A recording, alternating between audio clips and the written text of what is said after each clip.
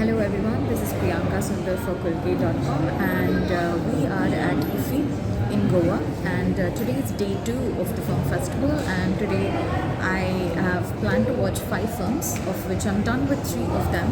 So I will be discussing them one by one and I hope to hear from you about what you think about these films. If you watch them, do leave comments. If you haven't and if you want to know more about them, do leave comments. I will reply to all of them.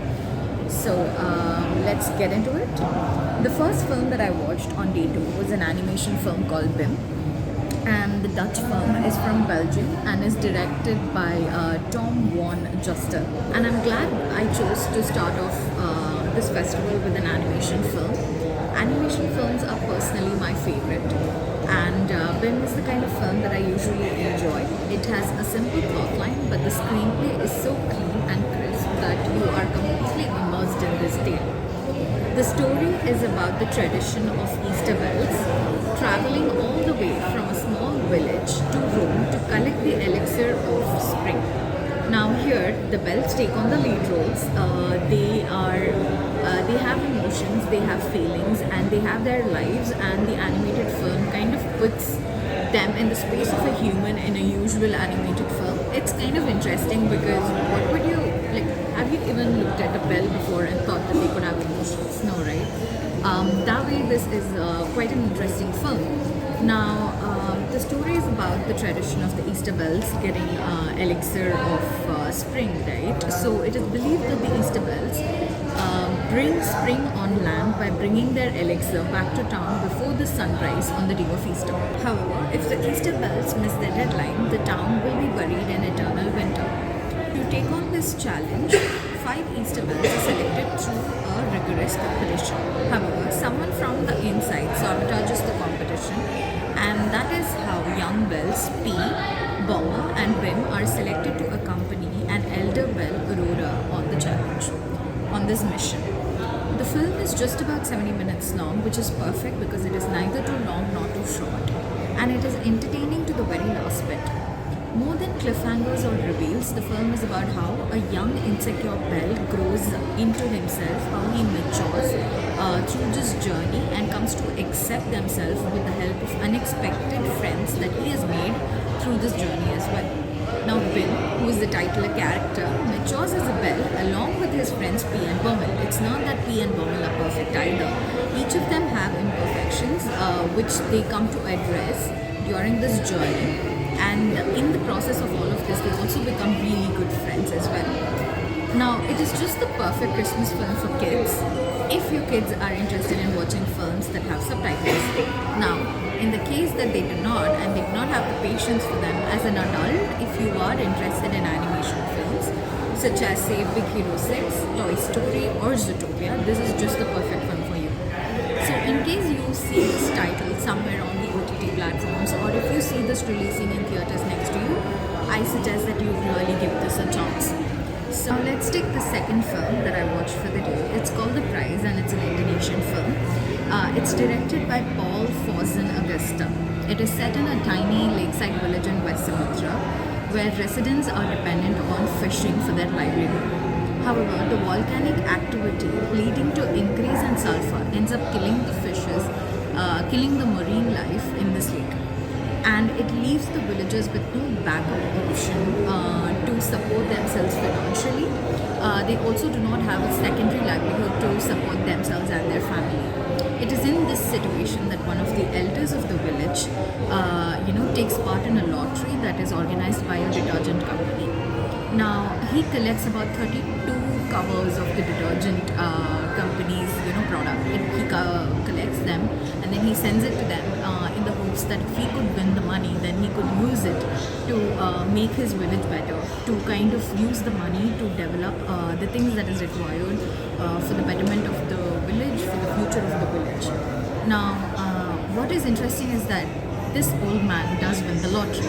However, he is not alive to kind of enjoy the perks and benefits of winning the lottery, which is like a lot of money. If the village was able to clean this lottery, then it will be of a huge help for them. However, now with the death of this elder, how are they going to do it? considering that these are very conservative, this is a very conservative community where a lot of things is considered haram, which is also includes lying. It's kind of interesting how the community comes together to realize that for the greater good, if you have to utter a lie or two, then it is fine. In addition to this, there is also, while one side of the community is, adept at lying, and then they're setting up different schemes to make the detergent company believe that the elder is alive, there is another side of the community where this man, he believes that the truth will lead them to victory, and what he ends up doing is that he goes in search of the elder's family. He goes in search of the elder's wife, because this elder man did have a son. However, the wife and the son left the village when the son was just about 3 years old, and they have not seen each other since. Now, in the hopes that if the son were alive and if he were to come back to the village, then they would be able to claim the money. This is the hope that this old man in the village has, and in his attempt, to be honest, it's an interesting narrative, because this old man doesn't go himself to wherever he needs to go. He sends his two sons, who are really timid. They are very scared of traveling outside of their village. He sends these two sons to Jakarta to find the wife and the son. So that part of that subplot of the movie itself is quite interesting. And to be honest, these two characters, Huda and his brother, the way they kind of face the challenges in a new city, the way they kind of experience fear in a new city, all of that is very interesting. And the village itself, the characters, each character in the village itself is, to be honest, very lively. It's fresh and it's real. So it doesn't feel too melodramatic. It doesn't feel too forced, to be honest. And you still have this interesting narrative that is building up within this particular village. Be the detergent, the people who have come from the detergent agency to verify the claims of this old man, or be it the community within the village, how these people kind of talk to each other, how they interact with each other, what is their hopes and dreams. Like, as you kind of meet these new characters, they kind of take a spot in your heart, because despite the fact that the film centers on death, there is a heartwarming feeling to the entire film itself. So do they get the money or not is of course the many $1,000,000 question, which you should watch the film to know. But otherwise, it is an interesting film that you should watch. In case it comes on movie or some interesting OTT platforms like that, definitely give this film a chance. Now, the third film of the day, it's called Wheatfield. That's the most recent film that I've watched, and I am just out of the theater, and that's why you can hear a lot of noise. A lot of people around watching films, waiting for the next film to screen. So I hope that you can forget the disturbance and still continue to tune into this video that we are doing, because it is, after all, a very lively update from the week. So let's get it right into it. Wheatfield now is a Mexican film. It's an interesting film about these two adolescent young girls, their cousins, Sophie and Christina. So the film centers on their sexual awakening. It is about how these two young women, young girls, to be accurate, these two young women, like how they feel attracted to this older man, like what they do in the throes of this attraction, how adolescence plays a huge role in building and breaking friendships. All of this is explored in this brilliant film, and it is a 2-hour film, and it is also the longest film that I've watched so far.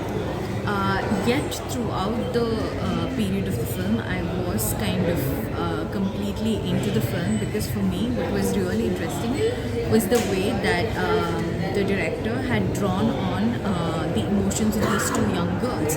While there are other characters, it is Christina and Sophie that you want to think about the most. There is a very interesting older character, Sylvie. She is definitely on the spectrum. However, interestingly, despite being on the spectrum, there are certain characteristics of her that Sophie doesn't understand, and yet she kind of leaves, the director kind of leaves Sylvie's character open-ended.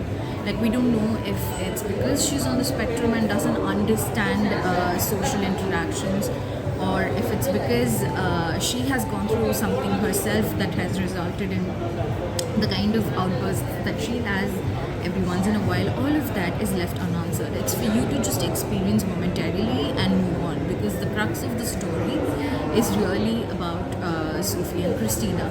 Now, the thing is, both of them fall in love with the same man, and this man is quite older than them. This is not a teenage boy that the two vie for his attention or fight over his attention. No, this is a very old man, and this old man is also not the nicest man. He is clearly a pedophile who has manipulated these two women into sharing whatever fling. I don't know if this should be called a fling or if it's just an interesting relationship. I'm not sure, because it is quite hard to digest that these two young women will be manipulated by a man who's as old as this man. Now, this is clearly a case of grooming. Like, if you are into modern speak, then you know that this is clearly a case of grooming, where this old man has done his best to get sexual favors from these two young women.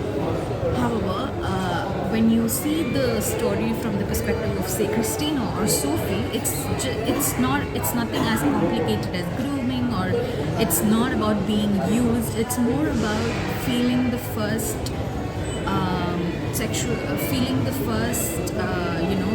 what really happens when you're attracted to someone sexually for the first time. How does it feel?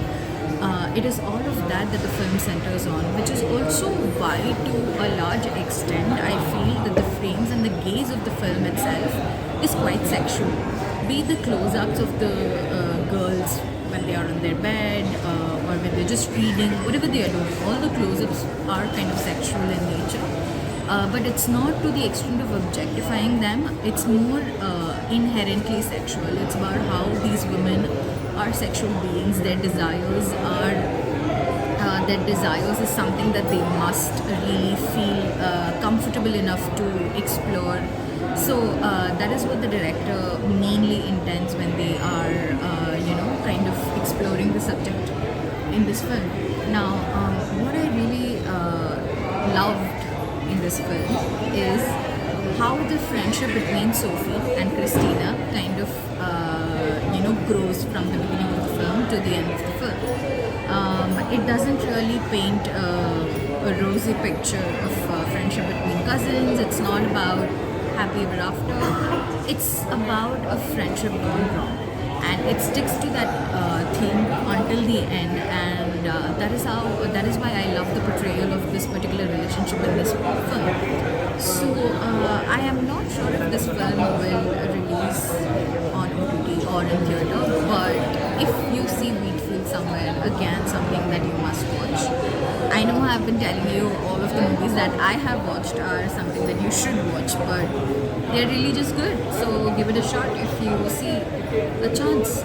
Until tomorrow then, this is Priyanka Sundar signing off. Look out for interesting tidbits of information on our social media platforms for the next two films.